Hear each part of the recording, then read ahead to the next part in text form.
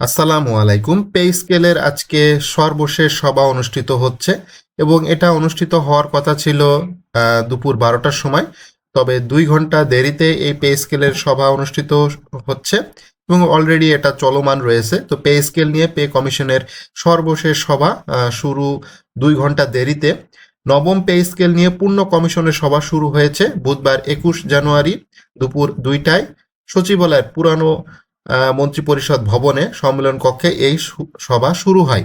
যদিও সভাটি বেলা 12টার দিকে শুরু হওয়ার কথা ছিল, তবে এটা অনাকাঙ্ক্ষিত কারণেই 2 ঘন্টা দেরিতে মূলত শুরু হয়েছে এবং তারা আজকে ফাইনাল যে রিভিশন সেটা আসলে দিবে এবং তাদের রিপোর্ট চূড়ান্ত হয়ে গিয়েছে এবং এই সভা শেষ করে তারা সরাসরি চলে যাবে প্রধান উপদেষ্টার দপ্তরে।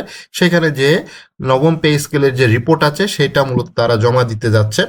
তো এখানে এই নবম পে স্কেলের নতুন বেতন কাঠামো বেতন দেওয়ার জন্য 70 থেকে 80 হাজার কোটি টাকার প্রয়োজন হবে। প্রস্তাবিত কাঠামোর নিচের দিকে যে সকল কর্মচারী আছে তাদের বেতনটাই মূলত বেশি বাড়তেছে।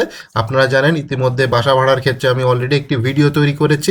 সেখানে বাসা ভাড়া কর্মকর্তাদের কম বাড়তেছে, কর্মচারীদেরই মূলত বেশি বাড়বে এবং নতুন বেতন স্কেলে প্রায় বেতন বাড়তেছে আড়াই গুণ আসলে বেতন বাড়তেছে। এখন সর্বনিম্ন বেতন 20,500 টাকা এবং সর্বনিম্ন যে বেতন সেটা হচ্ছে 20,500 টাকা এবং সর্বোচ্চ বেতন 1,20,000 টাকা নির্ধারণের সুপারিশ হতে পারে।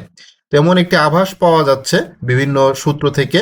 তো এটার সাথে বোঝা যাচ্ছে যে নবম পে কমিশন যেভাবে এগোচ্ছে, সরকারি কর্মকর্তা কর্মচারীদের যেভাবে তারা বেতন দিবে, সরকারের একটা ভালো একটা অ্যামাউন্টের একটা টাকা খরচ হবে। সেখানে অলরেডি সরকার এটা বলেই দিয়েছে যে 2 ধাপে বাস্তবায়ন করার পরিকল্পনা রয়েছে।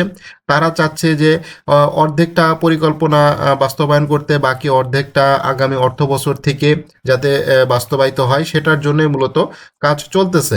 তো অলরেডি পে কমিশনের সর্বশেষ সভা শুরু হয়ে গিয়েছে। যেহেতু 2 ঘন্টা দেরি হয়েছে তারপরেও সভাটি এখনও চলতেছে। তো কিছুক্ষণের মধ্যে সভাটি শেষ হবে এবং সভা শেষ হওয়ার পরপরই প্রধান উপদেষ্টার কাছে তারা যাবে, অর্থাৎ পে কমিশনের সকল সদস্য প্রধান উপদেষ্টা দপ্তরে চলে যাবে তারা সরাসরি। সেখানে মূলত তারা যে দীর্ঘদিন ধরে যে রিপোর্টটা তৈরি করেছে সেই রিপোর্টটাই মূলত তারা জমা করতে যাচ্ছে এবং এটার মাধ্যমেই পরবর্তী সরকারের যে কার্যক্রম হবে সেটা হচ্ছে উপদেষ্টা পরিষদের বৈঠক হবে এবং একটি গেজেটের মাধ্যমে পে স্কেলটা বাস্তবায়ন হবে। তো এটাই সকলের কাছে আশা এবং সকলে অধীর আগ্রহে অপেক্ষা করতেছে নবম পে স্কেলের জন্য। বিশেষ করে নিম্ন শ্রেণীর যে সকল কর্মচারী আছে তারা তো আজকে নিউজটা নেওয়ার জন্য অধীর আগ্রহে বসে আছে। তো কখন সভা শেষ হয় সেই সভা শেষ হওয়ার পরপরই মূলত আপডেট জানা যাবে।